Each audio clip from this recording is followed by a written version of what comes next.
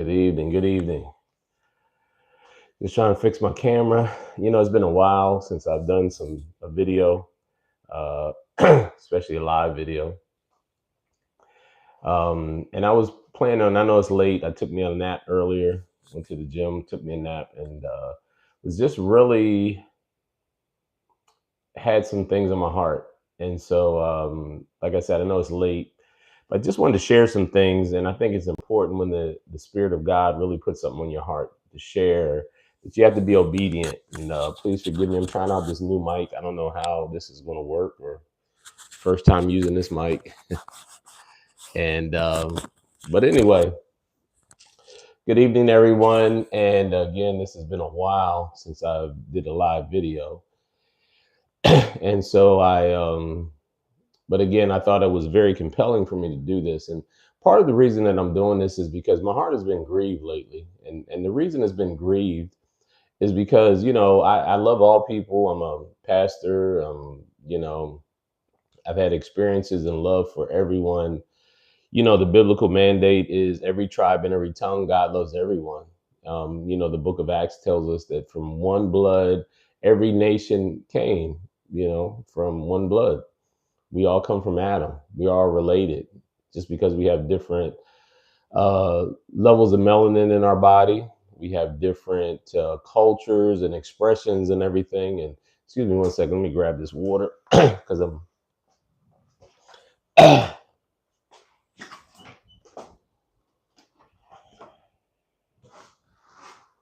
so the seasons are changing and cause a little congestion. Please forgive me. Please forgive me. But anyway, I wanted to share something because the thing that has been bothering me lately is, I have a definitely a heart for the African American community. I grew up, and for many years, I've worked in the community, worked for our families and our children, grew up around African Americans and all those things. So, but what I've seen is this really a great uh, scam or con that's been worked on the African American community, and I see people buy into it. And the people that I see buy into it are people that I care about, I've grown up with. They're very intelligent people, but yet they have taken they've fallen for the scam. They've been bamboozled, as Malcolm X says. And I prayed and I said, well, why is it that they are so bamboozled or scammed, and why are they so passionate about going against things that are in their best interest? And I felt like the Lord said it's because that many of them have a trauma informed worldview. And I just finished another book and I'm editing it and finishing up. It's about overcoming the trauma informed worldview. And I hope you guys maybe spend some time and just really study and meditate on that trauma informed worldview.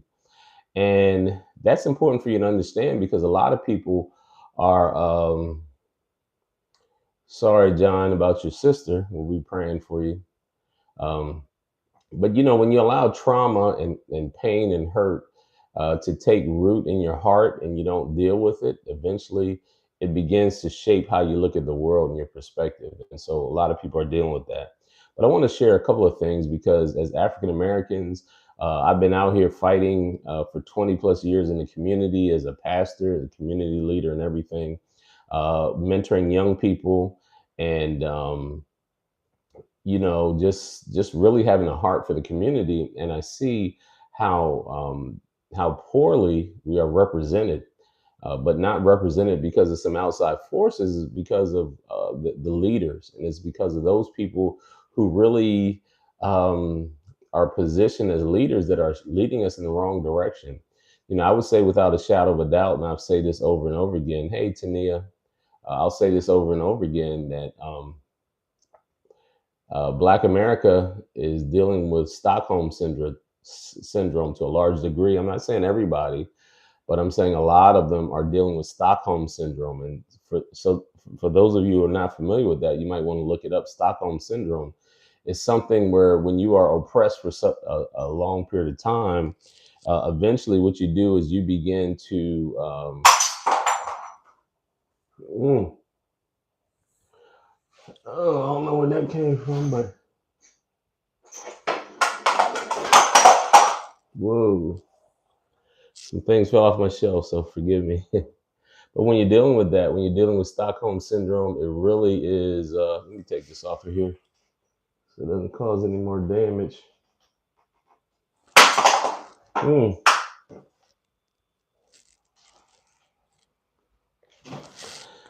That was the flag. My father, he passed, and he was a veteran. So, yep. Sorry about that. But anyway, when we're dealing with Stockholm syndrome, and a lot of us as African Americans, I think, are dealing with it. Stockholm syndrome is a syndrome, if you look it up, psychologically, when you're dealing with oppression or being in bondage. When you're in bondage for such a long period of time, eventually you begin to relate to your oppressors and even relate to the tools of your oppression. And the reason I say that, and I don't say that um, disparagingly, I don't say that cavalierly, but I'll give you some receipts and tell you why it is I feel that way. So there's a lot of things right now, African Americans, especially with Trump, President Trump being elected. And just for the record, I'm an independent, have never been a Republican. I was a Democrat from 1985 to 2012, and then I registered as an independent. And so when I say things to you, I hope you don't ever get to the place where you think I'm saying this from a perspective of some kind of me being a political shill or captain for one political party or another, but the principles that really we have to stand for. And so, with that being said, I just want to share a couple of things. Hey, Staten Whitworth, good to see you. So what are the things that I'm saying right now with President Trump being in office, and I just see people that are so triggered emotionally by some of the things he's doing and saying, and I'm not here to try to promote President Trump, but what I am trying to promote is certain principles that we should all stand for, especially people of color. Because there's a couple of things that we are really getting emotionally triggered about. We are defending, but those things are not things that are in our best interest. Because what you have to understand is that one of the strategies of the enemy, especially in regards to African Americans, the African American community, is they begin to trigger us. And how they trigger us is they begin to focus on certain realistic, traditional, and historical points of trauma for us, and they use those things to bridge the past to the future, and then eventually they are able to manipulate and control our feelings and our emotions based on the past. And what I mean by that, one of the things that I say all the time is now is not then and then is not now. And what I mean when I say that is that some of the things that have happened to the past in the past, and I know I'm a student of history. I had relatives, I had the people that raised me. They used to tell me about some of the really horrible things that happened in the past. We all know in America about slavery. We know about Jim Crow. We know about a lot of the racism and segregation. But most of the time, when you talk to people, they're talking about things that happened. If you ask them, well, how long ago did that happen? They'll say that happened 60, 70 years ago. And so we have to recognize that then is not now, now is not then. And how is it that we can move into the future, recognizing the great strides that have been made as a nation, without trying to allow the past to be a burden to hinder us from moving forward? And so let me talk to you about a couple of things that we are now as Black people, we are fighting for, we are really passionate about, we're being manipulated about, but these things are not real things. First of all, white supremacy and racism in America. America is not a racist country anymore. It used to be a racist country, but when you understand what racism really is, they use these terms out of context. Anything that's racist, if you say systemic racism in the nation, that means there's something that's codified in law or expressed in policy. What do I mean by codified by law?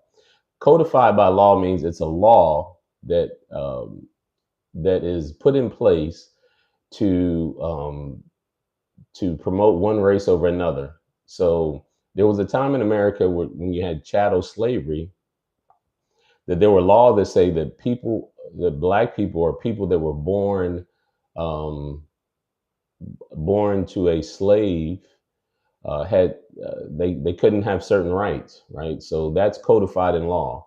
Jim Crow was codified in law. So what you had is you had people that would have a restaurant that say no black people allowed, or a water fountain, or a school. They would say they couldn't come there. That's a law that's codified in law, which means if I go to a restaurant that says no blacks allowed, and it was Jim Crow in the South, in the southeastern part of the America, if I walked into the restaurant, the restaurant owner could call the police. Police would come and lock me up because by law I was violating a law that said that black people, people of color, couldn't go into the restaurant. Right? That's called codified by law. That's what systemic racism is. There were certain schools, like the governor of Alabama, George Wallace, back in the, I think it was the 50s or 60s, whenever it was, he stood on the steps of the University of Alabama and he said, as the governor of this state, there will be no black people that will be able to attend the University of Alabama. That's expressed by policy. And him being the governor had the authority to do that. That's codified by law or expressed through policy. That is systemic racism. For someone not to like you, or somebody to target you or something like that, that is a different thing than systemic racism. There's bias, prejudice, and those type of things. Those are different. Because in order to combat systemic racism, you just have to pass laws. So the Civil Rights Act, you had a whole bunch of other laws that were actually passed that said it was illegal to um, to uh, mistreat people based on their skin color, their ethnicity, their country of origin, or whatever, right? That's how you combat systemic racism, because it's codified in law or expressed in policy. So you pass policies or laws that override that. You had redlining that was very prominent in certain places, and people say this country is still racist. But there was companies not long ago that actually had to pay huge fines because they found out that they were still redlining. And most of you, I'm not going to go into detail about redlining, but redlining was something that was prevalent based on racism, prejudice, bias.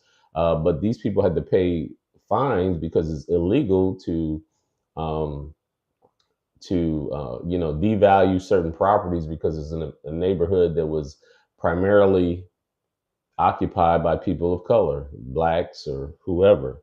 And so these are things that we have evolved past it. We have passed laws, we have evolved past that. But what I'm trying to get you to understand is that people, the mainstream media, and the powers that be continue to use these narratives.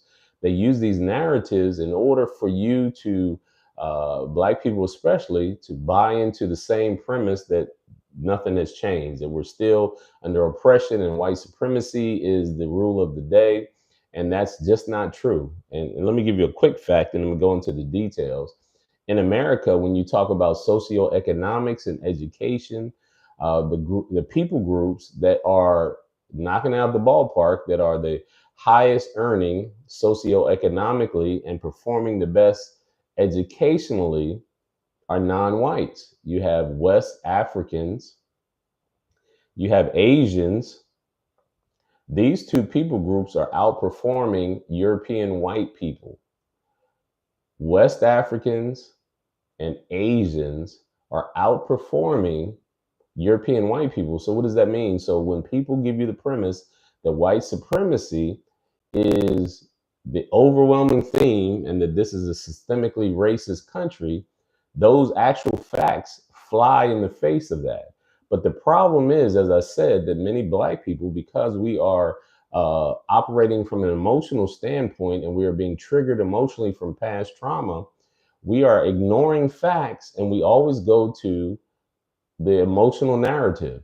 For instance, many of them dislike President Trump. So whether President Trump is doing something in your best interest or not, they could care less because they don't feel like they don't like him and he don't like them and he's racist, and they throw out all these ad hominem attacks, but they don't look at whether or not these policies actually help them or not. So let me talk about a couple of these policies.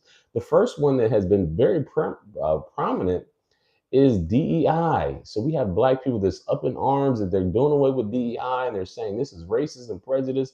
They're trying to take us back to Jim Crow and slavery. And it's just not the case, people. And you should understand the facts of the matter, because what the powers that be, the globalists, the ruling elite have done is they know how to tap into historical trauma of black people in order to manipulate us to not only fighting for things that don't benefit us, but we're actually fighting for things that benefit other people at the sake of us.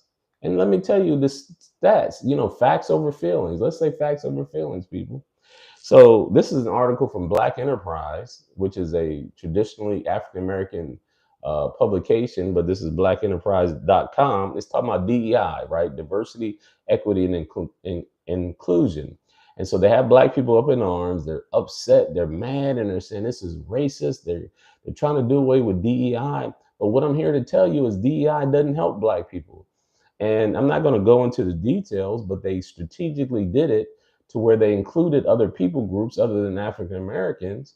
And they did that so that now black people buy into the whole idea of DEI and how important it is, but it doesn't benefit us. So this is blackenterprise.com. And it says, following the 2020 death of George Floyd, companies across various industries made announcement after announcement that they would invest in diversity and inclusion initiatives, often using the position of chief diversity officer to direct these efforts. A report from the career site Zappia, which is one of the major career sites, details that these positions, now listen to this, I want you to hear what I'm going to say now. I don't want you to go into your emotions or feelings. I don't want you to block out the facts, because facts do matter.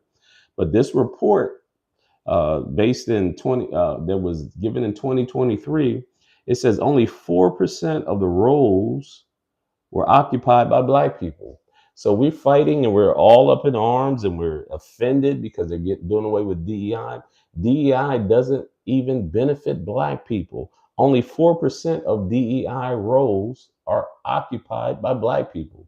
So why is it that we are so upset and fighting, and we're upset with people and people that go against it? Are you a sellout? You're racist?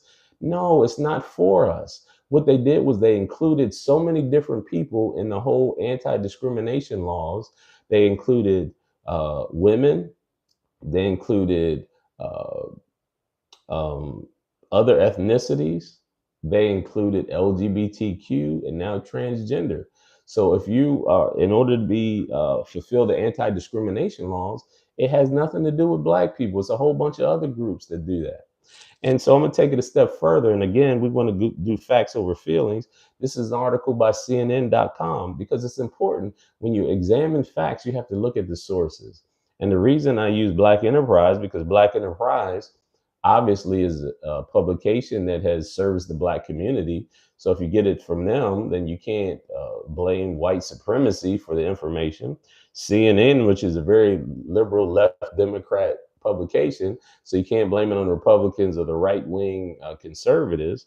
This is what CNN said. It said white women have been the biggest beneficiaries of diversity programs in the workplace, experts on DEI says. And so here's the numbers. White women are the number one beneficiaries of DEI. So it says here, Zappia, again, this one of the major and most respected job job places that do the statistics and numbers. It says 76%. Listen to this: 76% of chief diversity officer roles are held by white people. 54% of them are held by white women. Say that again. 76% of DEI officers are held by white people, and 54% are held by women. And so think about this. With DEI, when they expanded the definition, you could be a homosexual or transgender white person and get the role, and you could be a white woman. 54% are held by white women, but only 4% are held by black people. So it doesn't even benefit us. So we're all up in arms about something that really doesn't even help us or benefit us, because they are manipulating you by your emotions. And you are not looking at facts, but you're looking at feelings and what you're told to believe. Here's another article, Forbes.com. While many white women have made gains in the American workplace, the gains for racial and ethnic minority women haven't been as significant. According to another McKinney study, white women hold nearly 19% of all C suite positions, which are upper management positions, while racial and ethnic, ethnic minority women only hold 4%. Overall, white women have benefited disproportionately from DEI, corporate DEI. And so, again, this is why I say to you that we can't keep getting caught up in these emotional things and being manipulated by other people and other entities based on historical trauma. We got to look at what is happening now and what is it that we are really, is it a benefit to us? Because why would Black America spend so much time and effort? And see, you have these leaders, and I call them boule or gatekeepers. They're the ones who's manipulating you emotionally and telling you what to believe and how to feel about things instead of us looking at the facts. Because why would we be so up in arms and fighting for something that doesn't even help us? It helps white women more than anything else. And this is not racism. This is not me being biased or prejudiced. I'm just stating the facts. Why are you so upset about something that doesn't even benefit you in the first place, but it benefits another people group? So the more you fight for it, the more you're fighting for them to get the benefit of something that you think that it was supposed to be for you. It's just absurd. It's ridiculous. We got to get out of this stupor and start to look at facts. And I'm so upset with so many Black people, educated, intelligent Black people, that are falling for this stuff. People that I know that are very well educated, but they're going by this whole narrative, and it's absurd. It's ridiculous. Here's another thing that we have uh, been pulled into, but we're pulled in on the wrong side: illegal immigration. Now, Black people have gotten, because we identify with the Democrats, we identify with liberalism, we identify with what the mainstream media tells us, we just go by it without even thinking it through. We should be one of the main people that are upset with illegal immigration, with all these people pouring in illegal. Now, this is not immigration. There's a difference in immigration and illegal immigration. This country was based on legal immigration, but not illegal immigration. But here's what I mean by this: illegal immigration. Let's look at facts. Facts over feelings. Look at your neighbor and say facts over feelings. Right? This is something that we're going to stand on. And it says illegal immigration hurts Black America more than anyone else. So all this time, because we're Democrats and we got to fight for the Democrat thing, we know Biden and all of them, they just let illegal immigrants pour across the border. And here's another fact. I'm going to say this real quick and you can share this, is that when people were so upset with President Trump, his first time in office, he was separating families and they were saying, this is inhumane, this is horrible. But most people don't realize that Barack Obama is the one that put the law in place. Barack Obama is the one that told these people that if you're here illegally, then you're doing a disservice to those who came legally, and you're going to have to pay a fine and get in the back of the line if you want to become a citizen. Look at it. Barack Obama went to Congress and wanted $2 billion to secure the border. So the only thing that President Trump did was say, we're going to enforce the law that's already in place. But because we are so triggered emotionally, we ignored the fact that where the law came from. And we were told, you got to hate Trump because it's immigration thing. But you loved Obama, but Obama said the same thing that Trump did about immigration, but we ignored that. We glossed over that. So we got to get better, because what we're doing is we are really promoting things that are against our best interests. And so what does it say here about illegal immigration?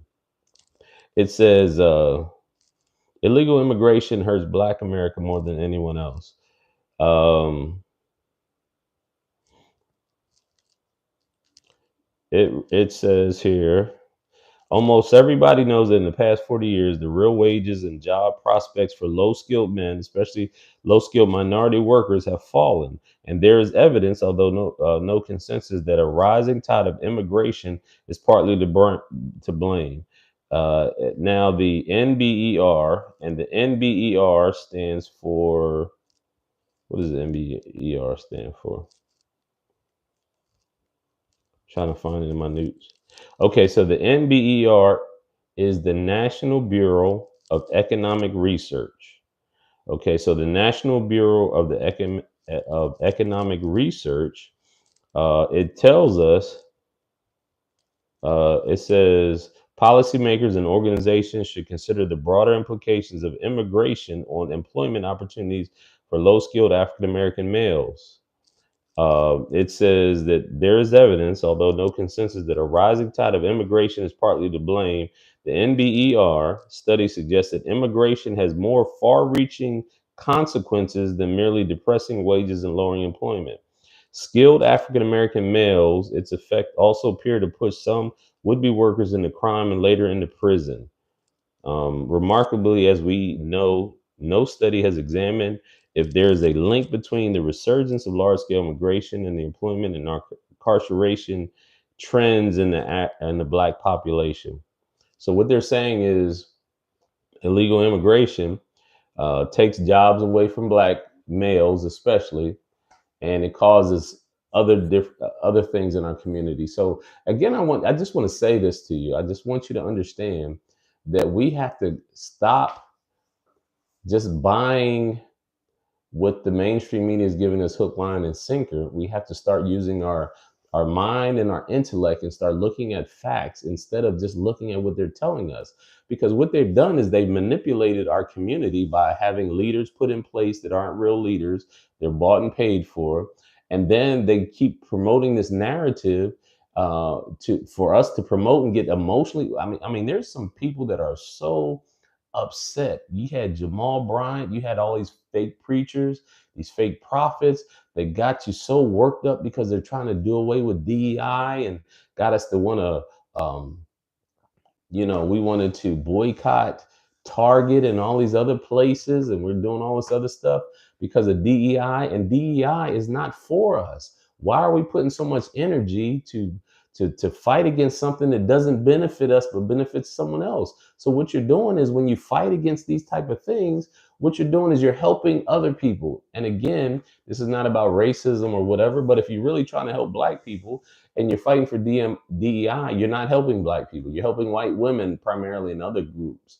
If you're fighting against securing the borders and limiting illegal immigrants coming here, you're actually taking jobs out of the community that you say that you're supporting.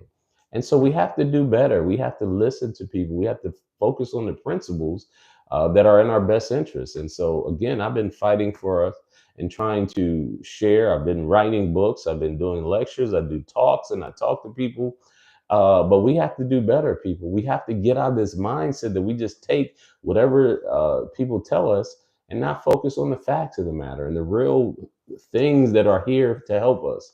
If you really love your community and you want to help your community, you got to do better. You got to come out of being manipulated. You got to come out of just, listening to the narrative. You got to read and study and do research on your own, because if not, we just keep digging ourselves in a deeper, deeper hole overall. And the more we do that, the less we're able to, have a successful community. There's a lot of people that's hurting in our community, and a lot of that has to do with the poor leadership and the false narratives that we keep buying into. And what they've done is they've allowed us to become more emotionally triggered by going by whether we like a person more so than what is true and what is right. So we have to get out of that. I'll give you an example. I had to go to surgery. If you went to a surgery and you had to get some kind of major surgery in your body, if they told you that the surgeon was had a bad personality and they were a nasty person, but they were the best person for the job, you shouldn't say, well, I don't want him operating on me because I don't like him. You should say, if he's going to get the job done, I don't care if I like him or not, I'm going to support him. That's what we have to start to do, instead of getting so caught up in our feelings and getting emotionally triggered that we allow people to tell you, you shouldn't work with this person because we don't like him. That's just not how life works. I think about us as Black people. We never were as emotional over the years that we endured all the oppression, all the Jim Crow. I think about my grandfather and their generation, and even my father. They went into places where people didn't like them, they mistreated them, they talked to them, but they knew they had an overall goal, which was to support their family, which was to work and achieve and do whatever. And I was always told, my grandfather told me from the time I was a child, he grew up in the deep South during Jim Crow, and he knew it very well. He knew what real racism looked like, not this microaggressions and all this crazy stuff that they trying to convince us to focus on, but real racism, prejudice, and bias. And he said, there's going to be people that don't like you, but at the end of the day, you're either going to succeed or fail in life, even if you have to take a couple extra steps or go the long way around. But at the end of the day, you're either going to succeed or fail. And if you have God with you, of course, you can do all things through Christ Jesus who strengthens you. But also in this world, that you will either succeed or fail based on your choices, based on your tenacity and your resilience, and based on if you really stay focused on the goals that you have in hand. So, anyway, this has been Joe Green. We're going to do some more series. I'm going to get my podcast back started again because it's been a while since I did these things. I have a lot of people that want to come alongside of us and really give you some good wisdom and some good information. And all of this is based on the principles of the kingdom of God. Be blessed. Love you in Jesus' name.